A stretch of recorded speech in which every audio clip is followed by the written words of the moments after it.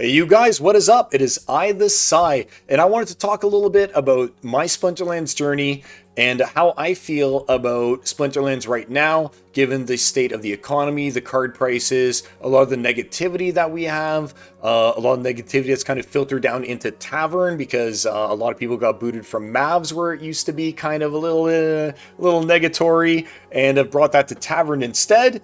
Mods are doing a good job, but I feel like if there's any time for us to get a little bit of a story in about Splinterlands, one that maybe some of us can relate to, or one that just like maybe you'll find interesting, or maybe you won't. You'll just like, share, subscribe this video, and move on to the next part of your day. But either way, I kind of want to tell my story a little bit about Splinterlands. And yeah, Canada 804 says got to stay off Discord, and I feel it, man.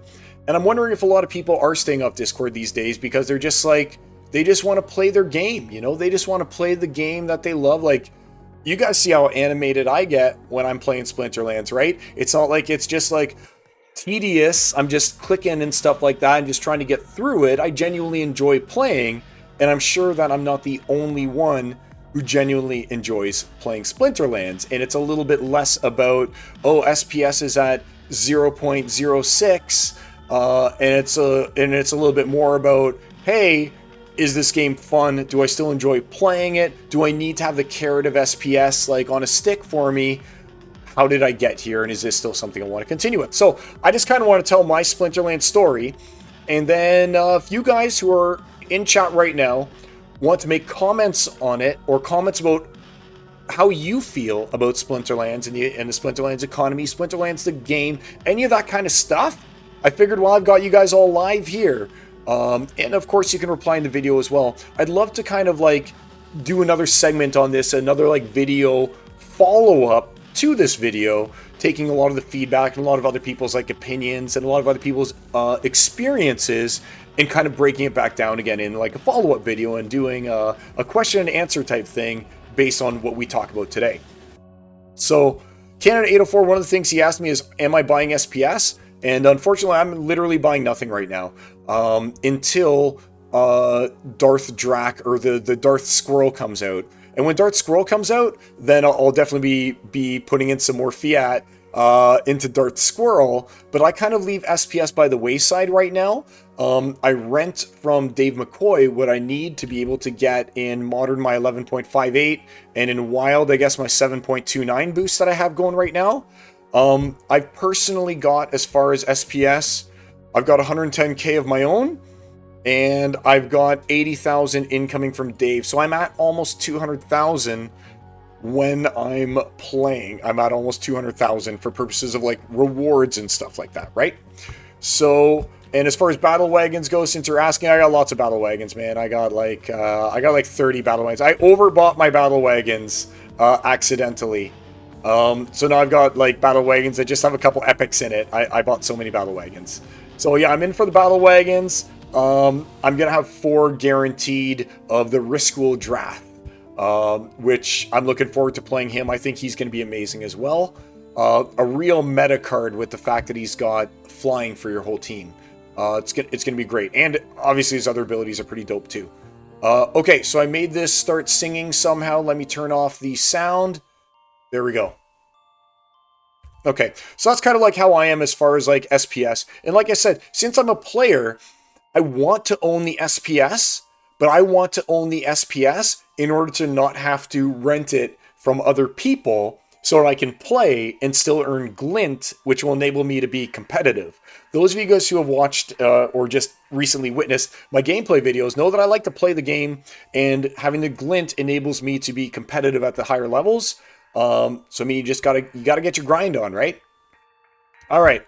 So I wanted to start this off with just kind of giving you the history of how I got into Splinterlands and why I think Splinterlands is a great game, and why I'm going to continue to support Splinterlands until basically kind of like near the end. And you can say, oh, he's a Game Boy and he doesn't see the end is in sight, or he should give up now and sell all of his assets before they lose another 50% of their value, or whatever the case may be. But like I said, as far as my investment into Splinterlands, for one, I didn't want to put too much in from the perspective of I only put in what I can afford to lose, what I want, what I play with, you know, like what's my play money and stuff like that. Sai, you're a Game Boy. Yeah, I'm a Game Boy. So even from the very beginning, right, I didn't go super hard on just buying every asset that existed because, I mean, just like today, I've got a budget and I have to like know my limit, stay within it, right?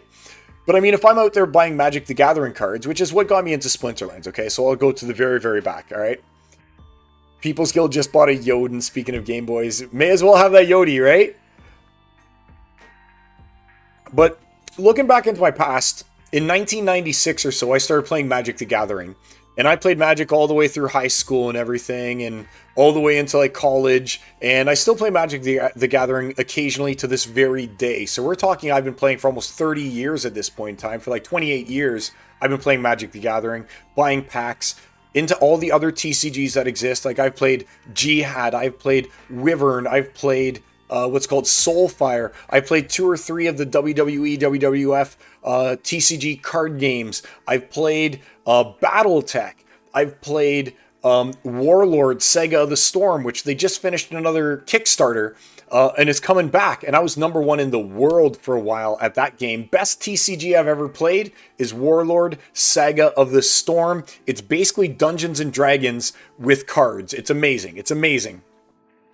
Canada, you still got some from the 1999, some Magic cards? You should look through those, bud. Some of them are actually still worth something unless they've been reprinted to death. Which, since we're talking about Magic cards, I may as well say, just like Splinterlands cards don't retain all their value, buddy, it's the same with almost any TCG. These cards, Thragtusk, for instance, let's just look at Thragtusk, all right? He used to be worth so much money when he was in Modern, okay? Like, we're talking Modern. Thragtusk price history. Let's see if I can show it. So yeah, like his price and stuff like that, he used to be worth so much when he first came out. Let's just see this, an M13 price history. There he is. Oh, come on. So you can see that he was worth, no, he's not worth 2. All right, it's not showing it properly. But there was a time when this card here was literally so dominant that it was worth like $12, $15 per card. This Thragtusk right here, okay?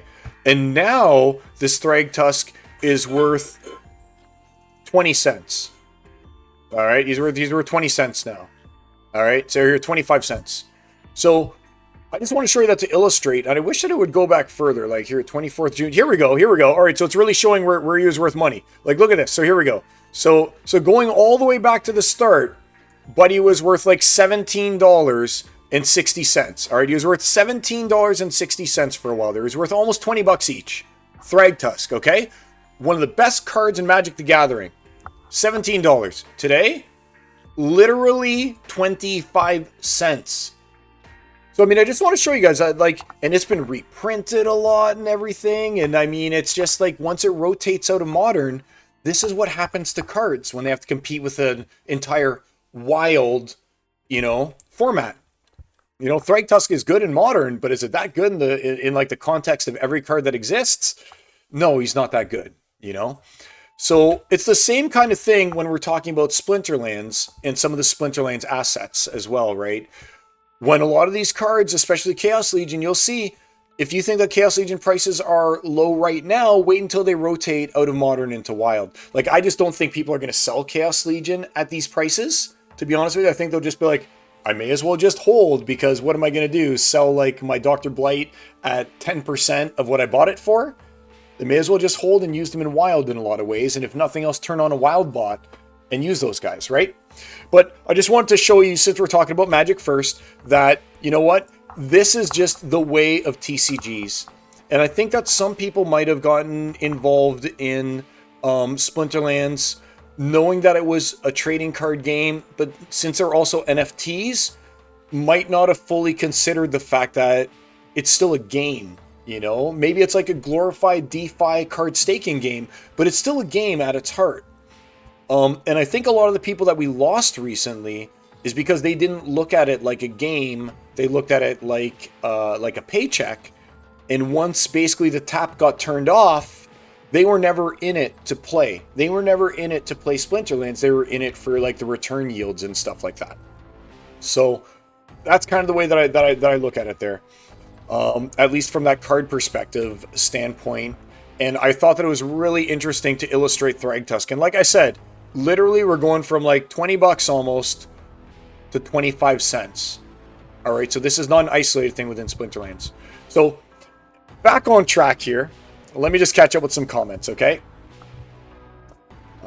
Jangles is here. So Jade Daniel says, as a scholar, I still enjoy playing, even though SPS is dipping. It's part of everyday life. And that's exactly it. Like those of us who are Splinterheads, right? We play our games. We play our Soul Keep. We do our thing. We just enjoy playing the game and getting our glint and then spending that glint, you know? People's Guild says, we're finding the bottom. I still love playing every day. Great. And I mean, these are the kind of people I think are going to stick around. Is the people like Jade Daniel, the people like Bajangles, the people like myself, the people who are playing it because it's a fun game, not the people who are playing it because they're buying 20,000 packs, hoping that the packs go from the $2 sale that they got it on for Chaos Legion all the way up to like 10 bucks per pack, like what happened with Untamed when we had the whole like bot invasion is what I'm really going to call it, right? Like they saw the yields were huge. They saw that DEC was like a crazy high and that SPS was $1. They wanted some of that. They came in, right? But that's something else we can talk about, a little history about Splinterlands some other time, perhaps. But as far as like myself and stuff like that, yeah, exactly. So Canada says, people who are seeking ROI were not our friends, and I love the current low prices. I've been stacking the deck. This is a great chance for like, and I don't want to sound like a broken record and stuff like that, but like I said, I'm coming at it from a player perspective, okay? And yeah, I'm in the red too. Like, I'm in the red too. Like, it's not like Chaos Legion held its value when I bought all my packs and stuff like that and had my rental account going with, you know, a couple $1,000, I guess $2,000 maybe worth of cards, and my secondary account. So it's not like I've come out like clean with no loss or anything like that. But I do like the low prices for when eventually new people get in. If Matt can pull off the dream and get new people in to Splinterlands, then I mean these low prices are good. No one wants to pay $30 a BCX for a Jin O'Shaughnessy. All right, no one wants to pay $30 a BCX for a Jin O'Shaughnessy when it's like a required card, you know. Being able to pick it up for $1, that's great. That puts it more in line with Magic. Because Dobbs and I, my buddy Dobbs, Slunchy, you might know him as, because I got him into this game, and a bunch of other Magic card players, but they left because of the bots, and they won't come back, unfortunately, because they had a negative experience because of the bots. But suffice to say, Slunchy and I, we still play Magic. We dropped $300 Canadian between the two of us, and we bought 6 collector's booster packs of Modern Horizons 3. When it came out, and we sat down, we mini mastered the packs, 3 packs each, and then we built a constructed deck out of that, and we faced each other, and that's how we decided who got first pick and everything. But those 6 packs were 300 Canadian dollars for 6 packs of Magic the Gathering. So we're willing to spend money, right? And tomorrow, hopefully, I'll be buying another $100 of Magic for each of us, you know. But what I'm saying here though is, with that $300 of Magic, the newest set, Modern Horizons 3, cracked 6 packs, $300 in. We made out, the value of the packs was like $120 once you add them all up. And I'm sure that's gone down now too. If I were to add up the value of those packs today versus 2 weeks ago when we did that, I'll bet the value is even lower. I'll bet it's like nothing now. I'll bet there is no value left in those Modern Horizon 3 collector's boosters that we paid $300 for. So I know I'm still just harping on that part about card values and stuff, but it's important to put it into context that those of us who are here for the TCG might already kind of know about, you know, cards in flux and their values and those kinds of things. Good night, Amanda. Yeah, the poor Canuck dollar. We're getting slayed, dude. We're getting slayed. But yeah, so just continuing with my story. I used to play Magic the Gathering. I used to play all the TCGs. Eventually, I got older, I started having kids. I wasn't able to meet up with my buddies as much, and I was like, well, what can I do? And I started just playing on my phone, you know. I'd play like gacha games, I'd play things like AFK Arena, Langrisser RPG, I'd play Magic Arena, I'd play Hearthstone, you know. I'd play all these games where there's this financial incentive if you were to like put money in. Sure, you can grind slowly, pay nothing and stuff like that, but then, you know, be leagues behind everyone else. But I was looking for a game kind of like Magic the Gathering online, when you had tickets that you could like that you literally owned and you could sell through like PayPal, or you had your cards that you could literally sell for tickets, then again cash those tickets in through PayPal to other people, something that you owned your assets. Because I went and I spent $50 on Langrisser, and I was like, I just spent $50 on this like cell phone game, and sure, I advanced in levels and I'm enjoying the story and I'm having fun, but that's $50 I'll never see back, you know? So I was burning money in these games before I even thought really about getting something back, until I had like that flip, you know, when I had that flip and I was like, I don't want to just spend the money in it. I want something more like Magic the Gathering Online. And that's when I started looking into like NFT style games. That's when I found Splinterlands. And at the same time, I found Gods Unchained. But for me, I wanted like quick games, quick adrenaline hits, you know, give me a quick game. And Splinterlands more fit what I wanted to do than Gods Unchained did. So I went with Splinterlands as my like focus for gaming. Now, around that point in time as well, I got into this like little side project here called NBA Top Shots. NBA Top Shots. And I was putting money into like these basketball NFTs that also exist, right? And it was super hot, and you could like buy packs. There was like queues of like 20,000 people that would line up in a queue with the hopes of opening one of these packs, right? And then the cards in it would be worth like $400, $500, $1,000 if you got like the good ones. But then this whole ecosystem kind of imploded on itself, because it was all like bots and stuff like that that were getting in line, snagging all the best cards, just bots manipulating the market and stuff like that. And eventually, my big, huge collection I had of NBA Top Shots, that turned into almost nothing as well. And I switched my focus from NBA Top Shots into Splinterlands. And when I started playing Splinterlands, it was in December 2020. It was December 2020. So I was hitting like the tail end of Untamed. So I had the chance to buy Untamed packs and to buy Untamed cards and to do things like that, but I just wasn't, right? Because I didn't fully grasp how great Splinterlands was at the time, you know? So I was like, I'll play with my silver deck, you know? And oh, these cards are fun, and it's great being able to buy my, what was it at the time? I think like Krun or something like that was like $3 or $4 or $5 or something like that. So it was right in the zone of where all the opportunity was, you know, that zone that if I had started like hardcore collecting, I could have been one of those guys who right now can participate in those Discord channels, you know, the cool purple people, of which I am no longer, because I don't meet any of the metrics, you know. I got over 100,000 SPS. I got like 2 million collection power. I got 5 plots, but none of those are good enough to get me into the Discord channels, you know. It's because I'm too balanced. I'm not lopsided enough. But anyway, when I got into Splinterlands, it was right in the time when you could get Untamed packs still, and they were $2. They were $2, dude. All right. So I think I spent like, you know, $200 or something like that, maybe $200 or something like that in Splinterlands during that era. And I was like, oh, you know what? I want to get my, what was the name of that magician?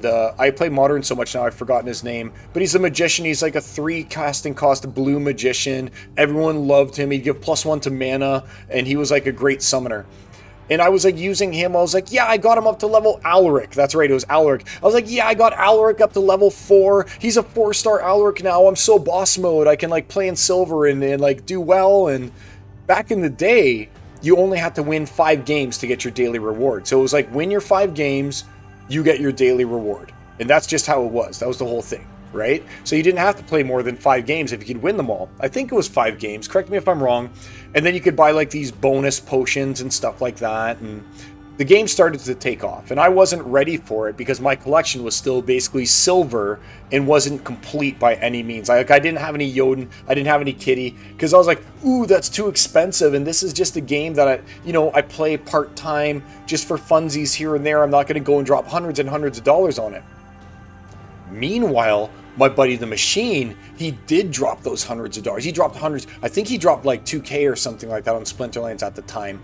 And he had like all of the beta cards, the legendary beta cards. He had like the Valnamor 4-star. He had the Jotuns and stuff. He had it all. He had all the good stuff. All right. And I was always a little jealous of Machine. I was like, I should buy those guys. And he was like, well, why don't you? And I was like, oh, I got kids and, I just have all these expenses. I'm not a single guy anymore with all this disposable income. So I just kind of stayed around silver. Anyway, things started popping, man. They started popping off with Splinterlands, and that airdrop started, and the whale people were collecting so much SPS because it was based on DEC that you had. Like, imagine this, okay? So the airdrop, the way that it worked, was you get SPS based on the amount of DEC that you held. So the Super Whalo people were like, I've already got like 1 million DEC. I'm just going to hold that and get SPS because of it. And they were doing things like taking the SPS, burning, because to them it was just like, what is the best play for me? They were taking the SPS, they were burning the SPS into DEC, or they were selling the SPS into DEC, making their DEC bags bigger so that they got more of the SPS share during the airdrop. Not the DEC airdrop, the SPS airdrop. So they were basically just stacking hard. And I was getting some SPS, but I mean, I was like minnow mode at that point in time. I was not the Psilence that you guys know today. Not that I'm big time. I mean, like I said, I'm not even in any of the map channels, but I was not in it the way that I'm in it today. It was just like a little thing off to the side that I'd check out and I'd talk with Machine about.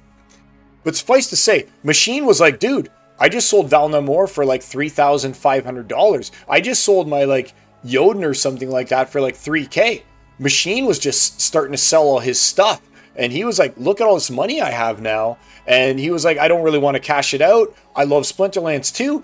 We're going to put it in. And I was like, yeah, dude, I'm getting rid of all like my extra stuff, like my extra Untamed cards at this point in time, getting ready for Chaos Legion coming out.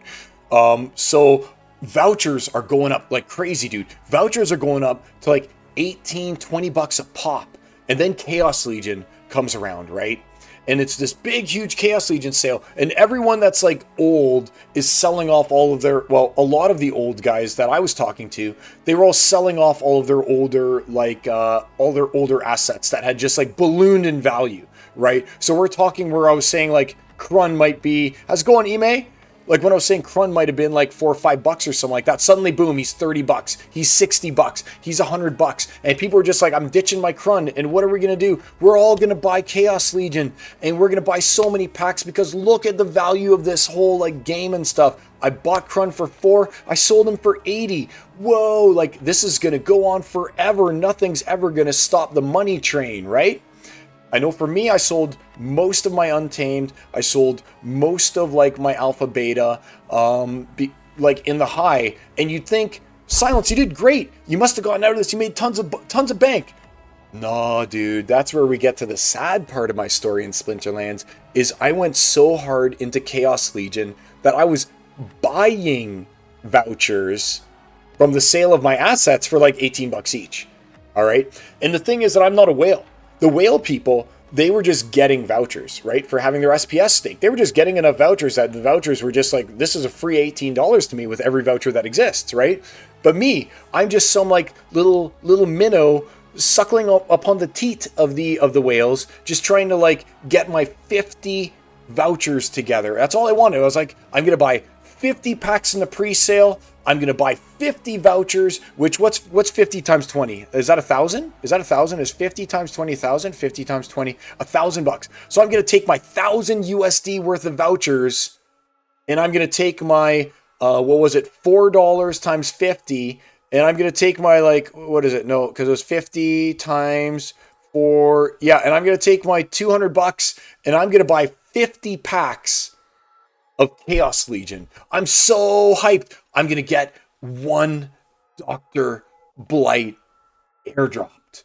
And this is when like Llama airdrop was worth like $300, right? So the people who got the airdrops during Untamed, they were just like, dude, you're just printing me money. I got like 12 llamas dropped on me. That's like $4,000. Like this is real money during this time. And this is like important to understand what happened and why all the bots got into Splinterlands and why we ended up printing so many packs of Chaos Legion and in turn like Rebellion, and why we're seeing like such a big crash in the value of like everything. This is important because this is the history like leading up to that big crash that happened, right?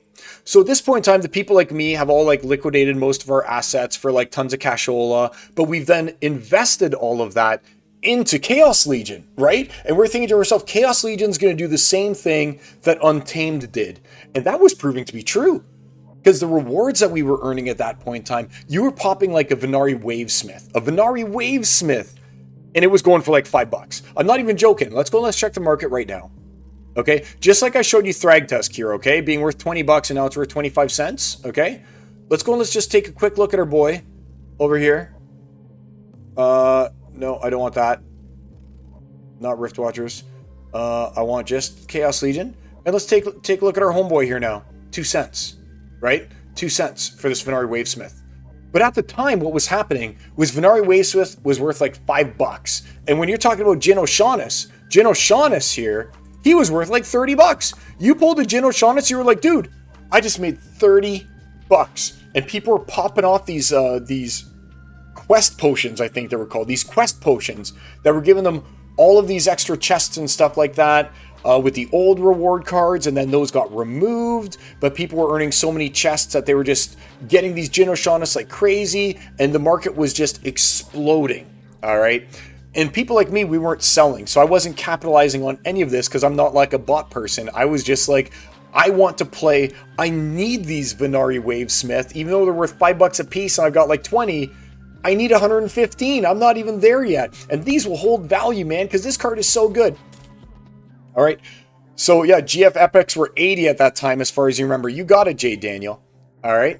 So everything was popping. The bots were coming in. The bots were like, dude, I can just bot this game. And if I just happen to open just even a rare card, a Venari Wavesmith, if I even just get a Venari Wavesmith, that's worth $5 right now, $5 USD. And then if I sell that Venari Wavesmith and I take the DEC and I get the airdrop, because of that DEC, I can get all this SPS too. So I can only imagine that that's what happened, that the bot armies came in. They were like, wow, you're getting like $1 per win in the game right now, right? Because DEC was worth so much. You're getting like $1 per win every time you play the game in DEC. You're getting this SPS airdrop, right? The cards are worth like so much money, right? Like every legendary was worth money. Jin Bilka was worth like $25, all right? So it's not like it was just Jin O'Shaughnessy. Jin Bilka was worth 25. All these cards were worth 25. Chaos Legion sold out of its pre-sale. Like it's 2 million pack pre-sale or something like that. It sold out so quickly. And people were hungry for more. They just couldn't get enough of it. And so people just bought and bought and bought. And they held the packs and they held the packs. And meanwhile, the bots just kept doing their thing, getting more and more resources, selling those resources, completely taking DEC and printing so much of it and so much SPS getting sent around to like the whale people that everyone was just buying into the ecosystem. And then when they were printing the Chaos Legion packs, they're like, hey, look, we've got 500 million people that play Splinterlands, right? But they had to have known in their heart of hearts, they had to have known that most of those players were bots. That wasn't organic, real humans. That was bots that were playing because it was just so lucrative. I think that there was a point in time, and I forget the equation that was made, when those of us started to realize what was going on. But it was like you open your account and it's paid off within like 3 days or something. Like you open an account for $10. Within 3 days, your account is running for free, and you just extract from that point forwards for forever. And this is the kind of thing that started to happen, right? And then they overprinted the Chaos Legion based on the fact that there was this artificial number of players. Us real players, all bought up all the Chaos Legion we could, expecting the same thing to happen during Untamed, but there was no demand in the end for the Chaos Legion because the player base was fake. They didn't actually exist. They were all just bots, right? And then things got worse when we printed this next set of reward cards, and then those same bots that still existed throughout the ecosystem from way back when they were actually profitable, because why turn them off? You've already got the spellbook, may as well just have it run, and oh no, now you're not getting $5 a day, you're only getting $2 a day, and then $1 a day, then 50 cents a day, but dude, you got 1,000 bots running. You don't care. You got 2,000 bots running. You got 10,000 bots running. None of that mattered, right? None of that mattered because it was a money printer just going off, right? In fact, I introduced a friend of mine I forgot what his name was. What was his name? Charlie, I think. I introduced a friend of mine. He said, "Oh, this game looks great. Wow, look how much you're making. I want to play too." He went home. Next time I talked, Raymond, his name was Raymond. Next time I talked to him, he's like, "Yeah, man, this game was great. I looked it up online. I set up 10 bot accounts. And they were running like this free bot. Yeah, I just leave my computer on. I made so much money." And I was like, "Dude, you just made way more than I did. I'm actively playing the game. You just set up 10 bot accounts and you made triple what I did actively playing the game with 10 bot accounts or something like that." And I was like, "Dude, this is just crazy town." And that's when I personally knew. I was like, "Dude, we got to get on this anti-bot crusade because none of these people are real. None of it exists." And then eventually what ended up happening is there was the creation of Modern. Right? And then obviously with the creation of Modern, all the wild assets dropped. They all pulled a Thragtusk, okay? They all pulled a Thragtusk, okay? And not only did they pull a Thragtusk, but they pulled a Thragtusk so hard because of the fact that at least people wanted to play with Thragtusk. Those who had the Thragtusk, they were like, "Okay, well, they're not in Modern anymore.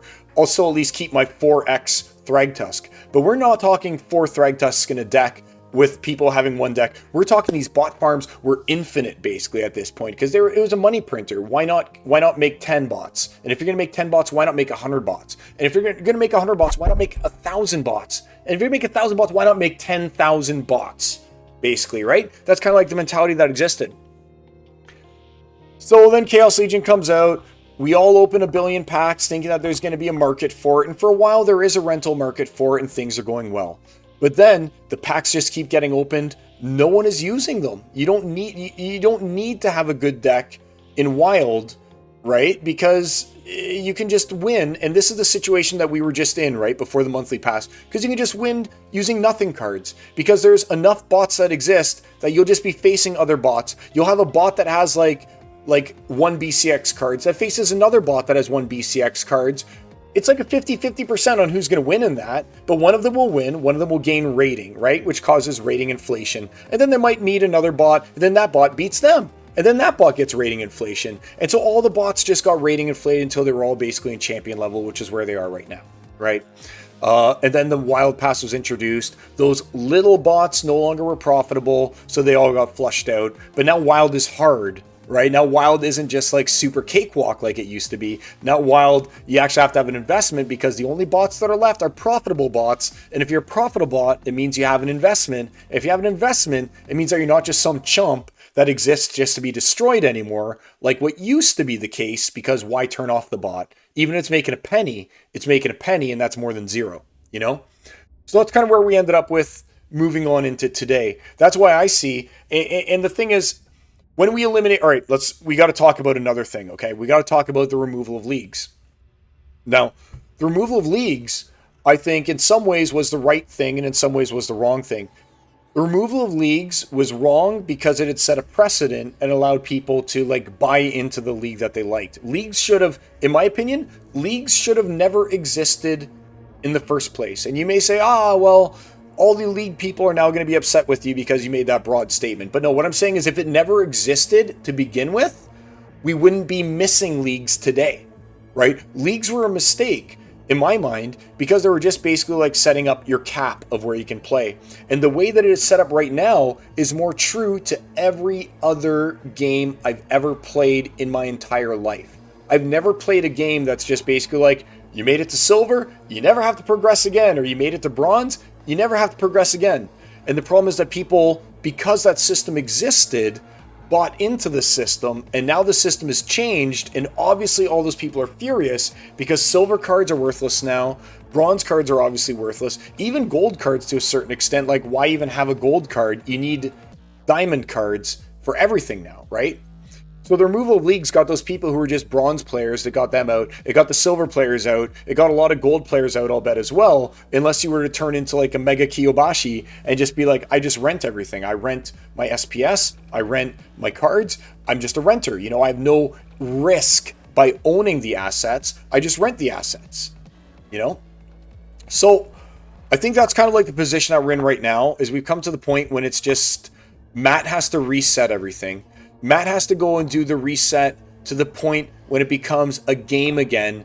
And like we were talking about, the right kind of people that we want to have in the ecosystem, like That's what he's trying to get back, I feel, at least with the way that he's approaching it. Because he's approaching it, Matt's a Magic player, okay? Let me forget, Matt's a Magic player. I even sold him some Magic cards for DEC back in the day, okay? And Matt wants to make this a premium TCG game, you know? The same as you do Hearthstone, the same as like a big name in Magic the Gathering. That's what he sees in Splinterlands, and for good reason. I mean, it's fun and it's quick. It's quick when you get a match. You know, when you got match liquidity, it's quick. So I can see where he's coming from with that as well. But in order to do that, it's almost like you have to put the big reset on everything. Like everything. Almost the entire player base, I'll bet, got reset. And now we're down to only those true believers who are left at this point in time. We're like low, and I'll bet some people are still exiting. But the people who are left, I feel, are the people who are like gonna stick to it. You know, there's no longer the bots. There's no longer the pure investment people, because they're like, man, I got destroyed. I like burned in red, and no way I'm engaging with this ecosystem again. Like, those people are gone. And the people who have left are the true players, the ones who want to buy packs to make their deck better, to play and win and earn that SPS, which they might in turn into DEC to rent cards or to buy the cards, and, you know, get that whole like system going again. Because when I play, the way I look at earning SPS is you've earned cards. People are saying, oh, I'm not earning packs or anything like that anymore, and you can't get that. But you can. You just have to burn the SPS that you earn, and you have to earn enough of it to be able to buy the stuff that you want to buy. Like, if I wanted to buy a Nightmare pack right now, let's just take a quick look. I could go ahead. I'm earning 27 SPS per win. Let's call that a half cent each. So let's do 27. Let's see to get the $1.50. That means if it was worth a cent, I would need 6 wins. So I need 12 wins. So if I get 12 wins, basically, I can get myself a Soul Keep pack. If I get like 3 wins, I can get a Chaos Legion pack. You know, I can burn that SPS right now that I made here. I could probably go ahead and buy a couple cards from Rebellion, if that's what I wanted to do. But it involves sacrificing the SPS, and right now that's not something any of us want to do when SPS is only worth 0.05 cents or something like that, right? That's just not something that we want to do, is convert that SPS into other assets right now, because SPS is too low. I don't want to burn any SPS. I don't want to burn it for DEC. I'm not going to start the flywheel when the SPS is so low. I'm going to wait for that SPS to go up before I do that. All right, let's just take a quick second. I've still got more ideas I want to talk about all of this. But all in all, from a player perspective, I just still want to have fun. And the money that I put in is money that I just consider it gone. You know I can get something back out of this, which is great. But I'm not looking to withdraw. So to me, SPS could be $1 right now, or SPS could be 0.0001 cent, and none of that would matter to me, because all I want to do is play. I just want to play the game. I just want to get the glint. I just want to move up in the leagues. I just want to see what Splinterlands comes up with next, you know? And I want to keep doing content videos for you guys and showing you guys, you know, gameplay with Splinterlands, talking about Splinterlands history and stuff like that, like I guess we're kind of doing right now as well. Like, that's the kind of stuff that I want to be able to continue to do. And can I do that right now? I sure can. So I don't look at it the same way as a lot of the people who may be ultra negative about it, because to me, things are unchanged. I'm still able to play the game that I like to play. And I'm not looking to liquidate. I'm probably looking to buy more if I can, but only the stuff that I used to play. And that's the big difference, right? If I were to have gone into it and been like, I not only want the cards that I'm using to play, I also want to set up this nest egg that will eventually equal my retirement. And I'm going to withdraw my RRSPs, my registered retirement savings plan, and I'm going to put it into Splinterlands because that's going to be my new retirement. If I did that, obviously, I'd be very disappointed with the trajectory that things are going. But that's not something that I did, right? Instead, I just went ahead and I put in the money that I wanted to be able to play the game to the capacity that I want to play, which is why I'll be putting in more fiat to get that little squirrel guy. Unless I get a gold foil, then I'll sell the gold foil or trade it for regular foils so I can play, you know? So I'm not worried about the prices because they're inconsequential to me for anything that I want to do aside from, I guess, probably buy SPS. I guess my goal right now would be to have enough SPS that I don't need to spend DEC to rent it. So when that time comes, if SPS were to go low enough, that is what I would try and do. I would try and have 200,000 SPS, because that's like what I consider what you need to have to be able to play at like diamond and low champ levels. So that would be my end goal. And if SPS goes low enough, I might get it. Now, SPS is going to keep going lower because there's a few things that are happening right now. So let's get into like some of my predictions, but this is not financial advice, okay? So the reason why I think SPS is going to keep going down is because we still have bots that are exiting. We still have cards that are being burned into DEC. And there's no demand for the DEC to buy Rebellion packs because those of us who were going to buy Rebellion, we're pretty full right now. And some others of us are waiting until the airdrops are over so that the prices will, as we speculate, continue to go down because they'll no longer need to be staked. So once the staking is over, prices come down, we all buy Rebellion. But right now there's just no demand for DEC. There's none of that airdrop in 2021 or 2022 happening, like we were talking about, right? The airdrop isn't happening. Their Rebellion packs are at a good discount right now because how cheap DEC is, but we've kind of got our fill, you know? I think the next big catalyst for DEC is going to be Soulbound card unlocking, right? That could put some pressure on DEC, which could in turn put some pressure on SPS. But I mean, I just don't see the demand for it. In fact, I see less pressure because we're a game that right now has a lot of scholars that play. Like even was it Ime who was saying it, or Jay Daniel? Even Jay Daniel was saying that he's a scholar right now. He's playing someone else's account.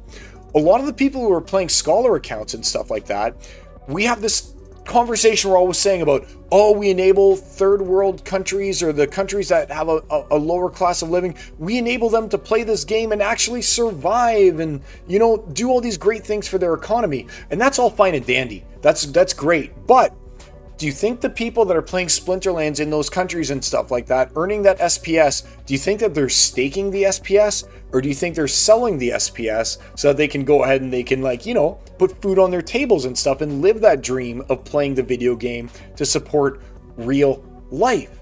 They have to sell the SPS, you know? Any of the scholars that are playing from like one of those countries that are like, who is it that's always talking about? A Pika Dragon, I think, or Peekaboo Dragon, is always saying, yeah.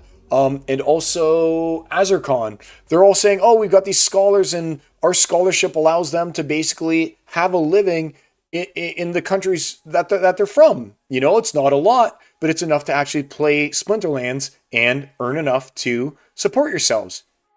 Those people have to sell the SPS, right? They're not just going to be like, we're keeping SPS. They're selling it. It's putting downward pressure on SPS. Soon with Soul Keep, that will also put downward pressure on SPS because the people are going to be able to unlock the SPS they're earning, that 1 million, what is it, 1 million SPS a month or something, or 1 million SPS for the year, whatever. People are earning good SPS amounts in Soul Keep, and soon that will be unlocked and that will be sold as well.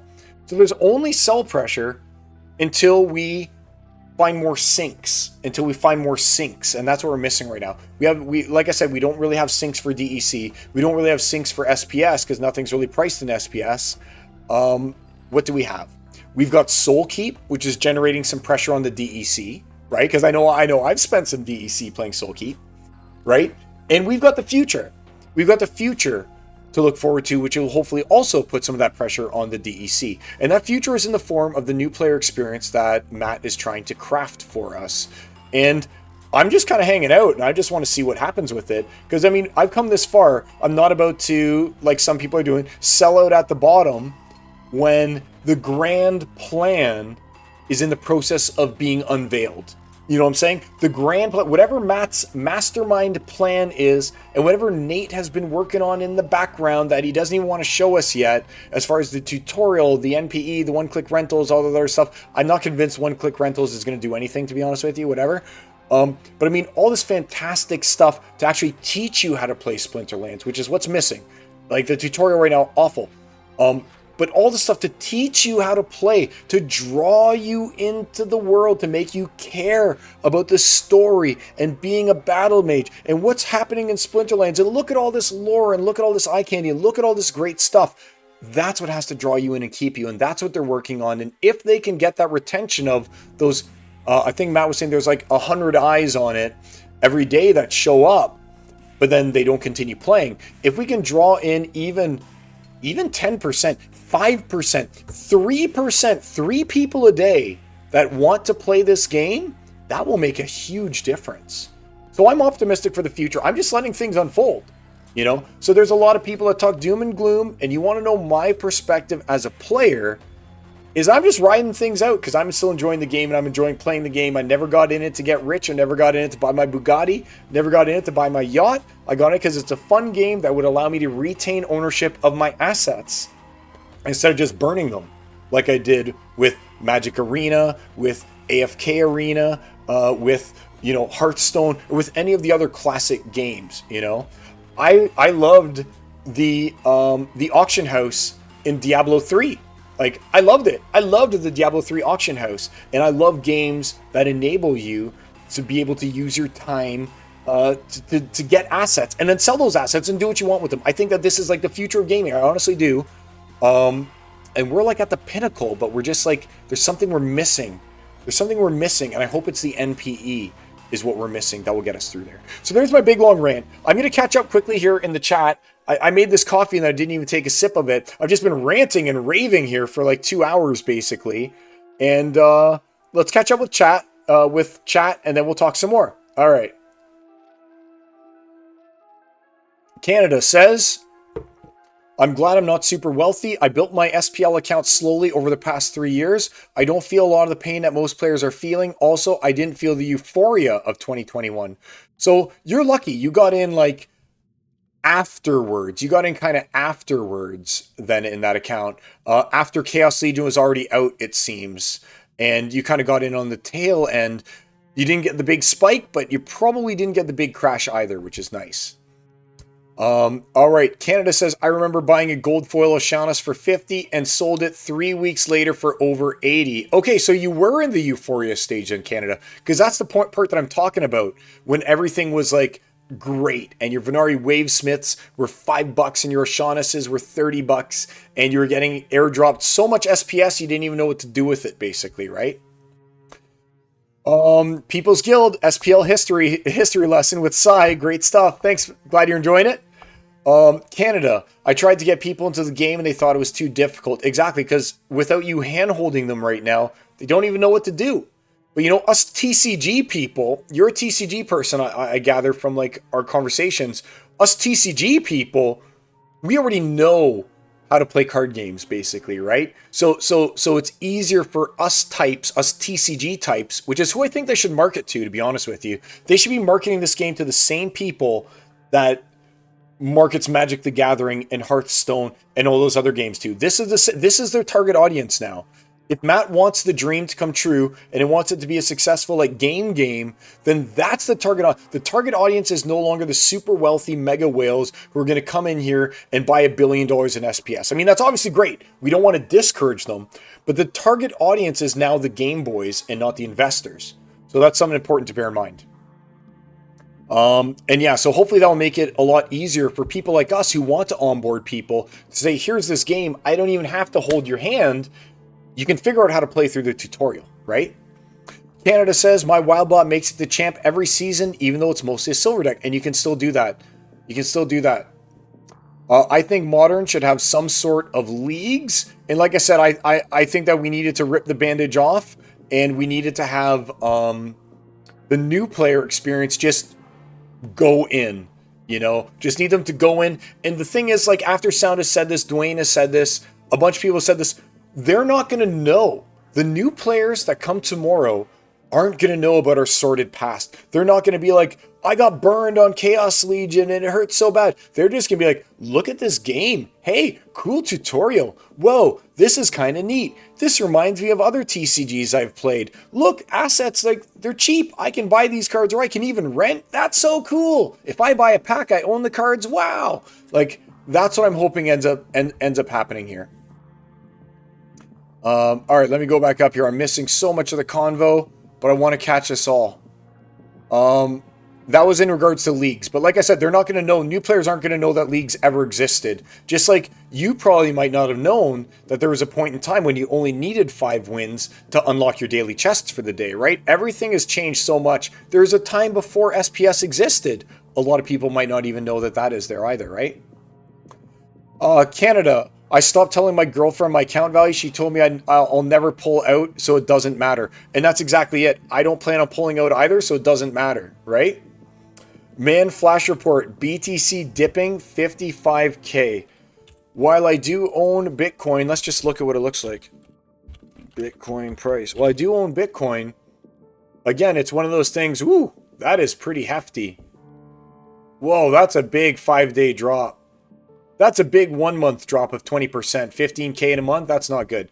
But like I said, even with my Bitcoin, I look at it the same way I look at my Splinterland stuff. I'm not looking to sell right now, and you haven't realized a profit or a gain until you sell, right? That's when you realize the profit or the gain, and you got to put on your T4 and either take the loss or declare your capital gains, right? And here in Canada, they're trying to get us to pay 66% in capital gains above 250,000. But for some people who are like, I'm selling my cottage, we're going to get burned so bad. Oh my God, our government is losing its mind, dude, here in Canada. 66% in capital gains. Can you believe it? Like, for those making 250K and above. But it also counts if you were to sell your business, if there was a one-time transaction that just had like most of your assets being sold, all of that counts. So at one point in time during all of our seniors' lives, they can almost expect to pay on everything but their primary residence a 66% tax. Who does that to people? Government sucks. All right. Canada says, the idea is that we'll all filter through to where we should be, but that doesn't seem to be happening. All right. So here's my theory on why we don't have the match liquidity in Modern yet. My theory is that when the leagues got split up and everything was removed, the people that used to play, and I've said this before, the people that used to play in Modern are like, dude, all I get is destroyed now by max level decks when I'm in Silver. So they all went to Wild. And they got a taste of like I said previously, that Wild teat. And they were sucking upon the Wild teat because they're like, my Silver account is a Champion 1 account in Wild, and I'm making 1,000 glint and 3 SPS per win because I'm in Champion, right? I'm like at the top with my Silver deck. Why would those people want to come back to Modern where it's like difficult and they're not getting the 1,000 glint per win because now they're at the bottom and they're getting like, 200 glint per win and they're probably getting similar SPS. So it's like, not only do they have to now put in the time commitment because obviously they're botting if they're in Wild, right? Now they have to put in the time to earn less rewards. Like that's why there's no one in Modern because Wild was just better in every way. And now that there's the Wild Pass, we might bring some people back into Modern. And the more people that flow into Modern, the more match liquidity there will be in Modern at the lower leagues, hopefully, which gets people playing, loving the game. They move up higher, which creates match liquidity in the higher leagues. Because I'll be honest, I was waiting like a minute for matches today, and that kind of sucked. All right, let's keep going down here. My boys Niff and your boys Nid in the brawl this matchup, Sai. Just beat Ghostly. You just beat Ghostly in the brawl? All right, let's just take a quick look here because I think I also beat Ghostly in the brawl. I think he was with me and I think I also beat down the Ghostly BG. Let's take a look. Oh, I didn't have him. It was last time. It was last time I gave the Ghostly BG the beatdown. Yeah, good on you. Now, whenever anyone beats Ghostly BG, we all think back to that big ghost card tournament, right? That he was just like, yeah, he won it, so now he's open game. He's like you and I. Whenever anyone beats Bajangles, they're like, I beat Bajangles. When everyone beats Silence, they're like, I beat Silence. Whenever anyone beats like Ghostly BG, they're like, yes, I beat Ghostly BG. We're like targets now, buddy. We're targets. All right. Okay. J. Daniel, I sell SPS and there's a time I slowly build my deck, but stopped when leagues are implemented. Yeah. So I sell SPS and there's a time I slowly built my deck, but stopped when leagues are implemented. Do you mean when leagues were removed, you stopped building your deck? Because that would make sense. When leagues were removed, you stopped building your deck because you're like, I need max or nothing, right? Canada 804, there needs to be a PvE tutorial. I think that's what they're building. A Tesla from SPL proceeds would be awesome. Yep, I agree. You don't need a Bugatti, yeah, but a Tesla would be nice. Yep.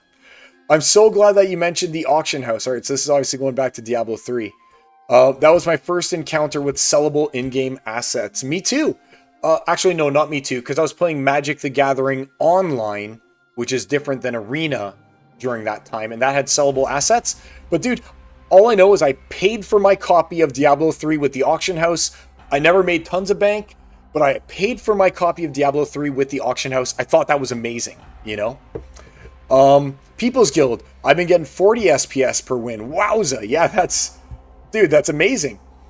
66% capital gains is ridiculous. You got it, Canada 804. I think we had this conversation. I don't think you live in Canada anymore, at least. But dude, that's what's happening in Canada right now. We need Pierre Poilievre so bad to pull us out of this. It's ridiculous. I could talk. I love watching the parliament and stuff like that with those wackos we have down there right now leading the country. But I'm not going to go into a full-on talking about our government here in Canada with you guys, because I will just, you think I'm on a tangent right now? Dude, I haven't even started my tangent, okay? Because I would go on forever about the liberals and stuff like that we have here. Just, okay, moving on. Ghostly's in your dude. Oh, Ghostly's in my guild. Oh, dude. I must have beaten him in a tournament. That's what it was. I beat him in a tournament afterwards, and I was happy about it, not in the brawl. That's so funny. Liquidity is still rough in silver. Are you, so Eternal Paw, are you talking about liquidity being rough in silver modern or wild right now? Canada says, I'm happy when I beat Weiwei or Yeye. Yeah, he was really good, and he's one of the players that we lost, unfortunately. I was sad to see Yeye leave. I know he still does his brawls and stuff like that, but Yeye, to put in context, I think he was like the best bronze-silver player. I think he was the best in bronze or the best in silver or something like that. And when leagues got removed, he was like, I'm done. I'm done playing ranked, basically, at this point in time. And that's a real shame, because I was hoping that someone like Yeye would go and start renting cards and move up. And let's see how you do, buddy. Let's see how you do when you're playing real Splinterlands, you know, in Diamond League cards, you know? Because for me, I feel like the game only really starts once you're in Diamond League and you've got all the cards unlocked. And I feel like I can totally see why leagues were harmful. Because if you got someone like Yeye, who's at the top of silver, and you're trying to graduate silver and go into gold, but you've got the wall of Yeyes, you know, the wall of people who've mastered silver, and they're just that good, like what was happening in gold and modern for a while back, right? There's no breaking into gold if you can't hit the rating, you know? So I can see why they'd just be like, there are no leagues anymore. Now, if you want to get into gold or you want to get to diamond, now you can crush the Yeyes who are only playing silver deck, and you can move on past them, and you don't have to be gatekeeped. You know, because gatekeeping was a real thing. I know some of you might not believe it, but for sure that there came points when there was bronze hell, and it was called bronze hell for a reason, because you couldn't get out of it, because it was all perfectly sculpted teams. And as a new player, or as just even an older player playing without all the abilities, it was just either you enter exactly the right team or you lose. And that's how it was, you know? So I'm glad that you can now just skip Bronze Hell by renting cards and just being like, I have a diamond deck. I don't care how good your bronze team is. I obliterate it because I'm using max cards and I move on, you know? So I can see where the benefit would be. And like I said before, I think that the new player coming in, they're not going to know about leagues. All they're going to know about is I'm playing, I've got good match liquidity, I'm not losing all my matches, and I'm having fun, and I'm going to build my deck up slowly, or I'll try renting into champ stuff, you know? All right, so let's keep going down a little bit. Jay Daniel says, last Modern tourney I had my match with Jangles, and that dictates the champion of that battle. Nice. Jangles did just claim first in a Modern Diamond tourney. Geez, does that mean that the tourney's over? Let me take a look. Event. Modern Diamond. Oh, okay, this is the gold one. I think that I did that one. And like I said, that's why I have no time for, like, Modern sometimes, because I'm just too busy doing tournaments. So the last one I went 15-7. I came 40th and won 212. This must be the one that Jangles won. There it is. Good job, Jangles. Buddy, crushing it, 20-2. Love to see that. Love to see that. But there we go. I did 15-7 in that one. I did 15-7. And in this one, I'm 11-4. So I'm doing pretty good in the gold level as well.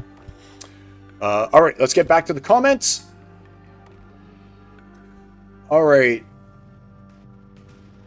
And the People's Guild is saying that Wei Wei doesn't play as much as he used to. He had a baby, so he plays way less. And that's what happens, man. That's why I stopped playing Paper Magic the Gathering and I switched to like online things, because life just starts taking your free time, you know, whether it's a baby or whether it's like your own health and fitness that you're doing, or whether it's just like having a wife or just like a show that you want to watch.